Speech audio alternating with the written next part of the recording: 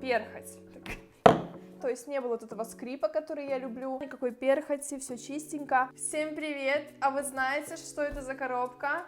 Туда еще нельзя заглядывать, но там косметика для волос, которой я пользуюсь сейчас регулярно, постоянно. И вы меня часто спрашиваете: Полина, расскажи-ка про свой шампунь, расскажи-ка про то, чем ты еще пользуешься. Так вот, сегодня я вам расскажу все по-честному, чем я мою голову, чем я обрабатываю кожу головы, ее очищаю. Короче, давайте смотреть и разбираться.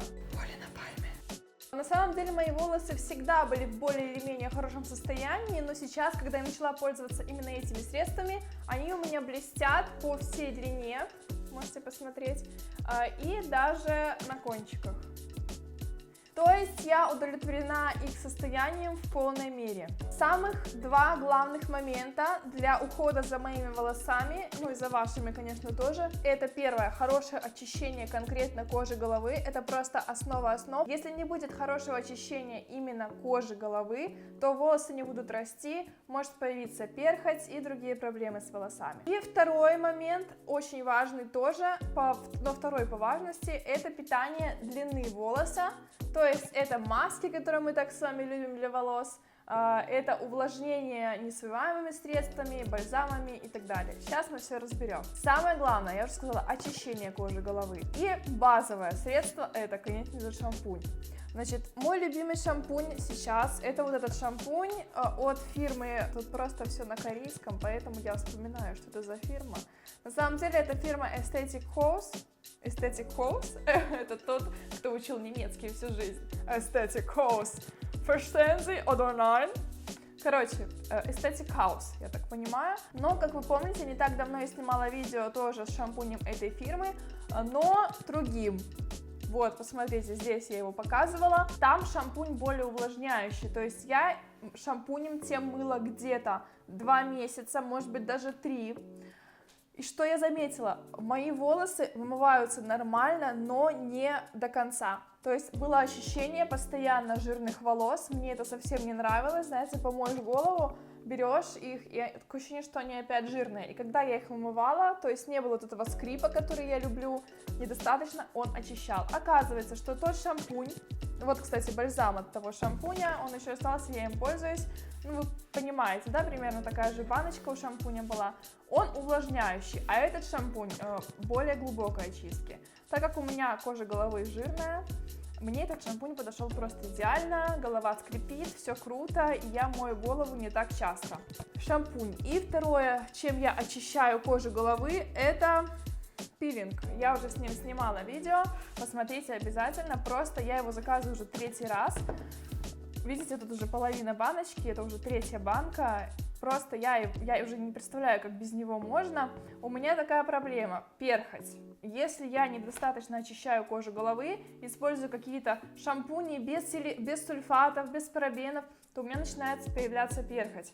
Не умываются достаточно грибки, не умываются бактерии и кожное сало. То есть этот пилинг, он как раз-таки глубоко очищает кожу головы от всех этих факторов. Как я его использую? Наношу 1 раз в неделю, минимум на 2 часа. Я пользуюсь им в бане, просто нанесла, замотала, все, и хожу 2 часа, потом смываю, как обычно. Кожа головы после него, посмотрите сами, просто, ну, прекрасная, никакой перхоти, все чистенько, и волосы лучше растут. Я заметила это по маленьким волоскам возле лба, ну, как обычно. А еще я использовала шампунь для глубокой очистки, когда у меня не было вот этого пилинга. Тоже примерно та же ситуация, но все-таки пилинг лучше. Шампунь я вставлю картиночку, потому что не так давно я выбросила банку, сейчас пошла, сходила в ванну, посмотрела, нет у меня той баночки, поэтому покажу вам попозже вживую. Может, в Инстаграме. Кстати, подписывайтесь на мой Инстаграм, там я много чего полезного показываю. Так, следующий момент, который я хотела сказать, про питание именно длины волоса. Базовое, что нужно использовать, это бальзамы после мытья. После каждого мытья я использую бальзам, и вам советую. Почему я так делаю? Потому что шампунь имеет щелочную среду, бальзам кислотную, то есть он подавляет агрессивное действие шампуня. Когда мы пользуемся шампунем, происходит следующая ситуация. Волос состоит из таких как бы чешуек, да, кутикула волоса, чешуйки эти, они поднимаются от шампуня, то есть получается такой как ежик на волоске. И когда мы наносим бальзам на длину волоса, заметьте, что не только на длину, на корни ни в коем случае не наносим, мы эти чешуйки сглаживаем, то есть волос опять становится гладкий, заполняем эти межчешуйчатые пространства, и таким образом волосы меньше путаются, меньше травмируются после высыхания и лучше расчесываются. Вот. Ну и также в бальзамах есть разные там масла, компоненты полезные, кератины, ну это уже как повезет.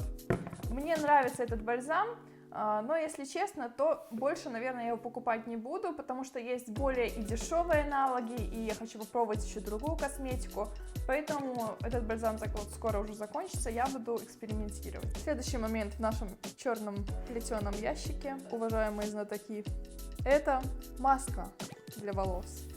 Действие схоже с бальзамом для волос, но более глубокое. В масках, как правило, более богатый состав ингредиентов, и он лучше встраивается в волос, но маску нужно держать дольше, чем бальзам. Если на бальзаме написано 2-3 минуты примерно всегда, то маску я держу 30 минут. Но это максимальное время, за которое полезные вещества могут туда всосаться в волос. Нет смысла держать маску всю ночь, потому что там рассчитано на максимальное количество времени, 30 минут, именно всасывание питательных веществ. Поэтому маску я использую где-то раз в 2 недели. Чередую эту маску с масками с маслами, которые записываю на YouTube. Вот. И эту маску, как обычно, после мытья волос шампунем, я наношу эту маску на всю длину волоса, кроме корней. И держу 30 минут, опять же, я это делаю в бане, потому что там удобно ходить с мокрыми волосами, и я там не мерзну. Да, я мерзлячка. Потом смываю обычной водой. Так, следующий момент — это масла, маски с маслами. Чаще всего я использую органовое масло и кокосовое масло. Видите, волосок прилип, сразу видно, что я его использую. Вчера с ним была в бане. Вот, ну все индивидуально, кому что подходит. У меня на канале вот целый плейлист с масками. Конечно же, мои любимые — это с маслами маски обычные. Вот, мне понравилась маска с желтком, короче, все, что жирное, то для длины волос хорошо, для питания. Вот, ну и маски, конечно же, советую держать не менее 8 часов, потому что только за это время может произойти то хорошее, оптимальное встраивание вот этих жирных частиц в волосик. Вот, и таким образом они будут сильнее, красивее и более блестящие. Так, что там еще? И последний момент — это несмывашки. И я не помню уже, когда я ими не пользовалась. У меня ощущение, что я ими, не знаю, пол своей жизни пользуюсь. Ну, потому что это просто, глупо этим не пользоваться. Это самый концентрированный элемент в области питания волоса силиконами. Да, если вот маску мы нанесли, смыли, да, то есть мы какую-то часть средства смыли, да, там что-то встроилось, что-то нет, то эти средства мы наносим и не смываем. Тут в основе силиконы, как обычно. Вот в этих средствах не так много силиконов, тут акцент на немного другое. Вот, но вот честно, вот эти вот CP1 фирменное, все это все с одной фирмы, вот это вот средство, да, 4, но я как-то не полюбила вот эти средства, не знаю, я ими пользуюсь очень редко, не впечатляет, правда. Вот обычные несмывашки из магазинов, которые продаются просто везде, Dove, Гарнир, там, Эльсеф, все что угодно, это, берите. Опять гарнир. Вот гарнир, вот тебе котлетка, и вот тебе гарнир. Короче, гарнир. И я всегда беру, делаю разнообразие. Вот я этой несмывашкой уже пользуюсь, наверное, где-то полгода. Она все у меня, видите, только половина закончилась. Пользуюсь после каждого мытья головы. То есть помыла волосы, нанесла бальзам, его смыла, потом выжила в полотенце и сделала heavy metal. Если вы не видели, посмотрите здесь. Вот. И потом наношу вот это вот буквально 4 нажатия, наношу, протираю свои волосы по длине и на кончиках, и все.